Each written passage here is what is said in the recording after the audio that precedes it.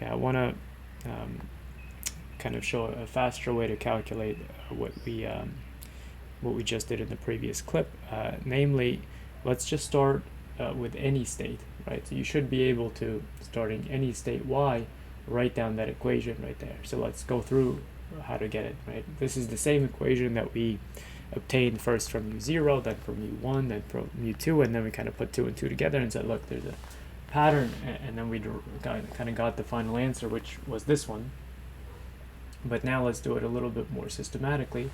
You just start with mu y, that's the left-hand side of the global balance equations, and then the right-hand side is asking you what are the states from which you could transition to a state y. Well, you could transition from state 0 with probability qy, or you could transition to it from the state y plus 1 with probability 1, and that's exactly what this says, right? From 0 with probability qy, and from y plus 1 with probability 1, and this simplifies it. You can rewrite it like this, right? So this is equivalent to that. And the next thing I want to introduce to you is this telescoping sum formula. This is true for any sequence, right? To kind of see how it works, think about unrolling the sum, and notice that each successive summons will kind of cancel each other out, right? This term will cancel out this one, and so on and so forth, right? So if you just write them all out, they'll start canceling each other. The only two terms that don't cancel are the corner cases. The an coming from this last sum component, and the other case is this one at, and by the way, this should be from k equals 1. There we go. This one, right, which gives us a 0 at the corner case k equals 1. Okay, so this is the telescoping sum formula. You can try to see how to get it kind of on your own. It's pretty intuitive once you figure it out. This should also remind you of maybe the fundamental theorem of calculus, right? The difference of two function values is the integral of its derivative. So this is kind of a discrete version of that.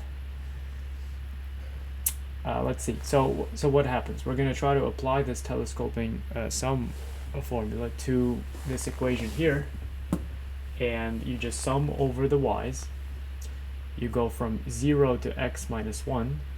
So it doesn't matter what you sum from. Here there's a little bit of a difference in the index. Here the index was k and k minus 1. Here my index is y plus 1 and y, and so I'm going to sum from y0 to x minus 1, as opposed to from here it was 1 over to n. So it's just a bit of a mismatch in indices, but it's the same formula, and so it should give you the two corner points, right? One is y plus 1 evaluated at x minus 1, that's mu x, and the other one is mu of y evaluated at y0, you get mu 0. So this part is now equal to the sum of the right hand side, and equating them and setting mu naught to 1 gives you this line. From there on you simplify you solve for mu x, and then this finally is the same rearrangement of terms we had before. The qy is a distribution, so this entire sum all the way up to infinity sums up to 1, and so what's missing here are all the terms from x up to infinity, right? Because the 0 to x minus 1 were accounted for. So that's sort of the quick way to do that same calculation, or maybe quicker. And then we want to address this interchange of sums here, and this is kind of like almost like interchanging the different integrals, right? This is kind of an integral with respect to over z, and this was an integral over y, and here we're switching them so that the first integration is over y and then the integration is over z.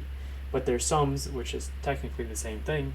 The best way to see how to switch these up is to look at what area,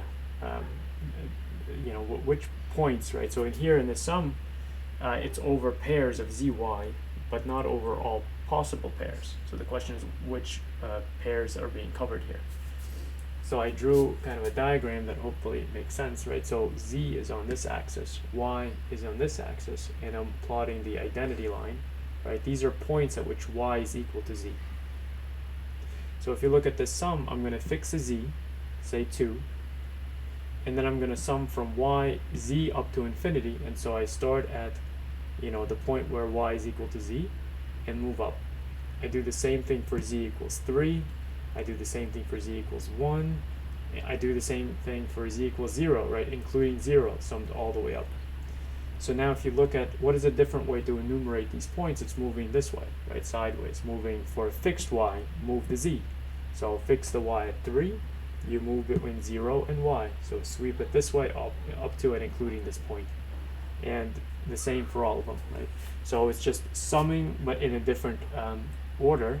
You're summing the same thing, and the rest goes through kind of nice and easy. So it's a nice trick to know, both the telescoping sum formula and exchanging these summons here.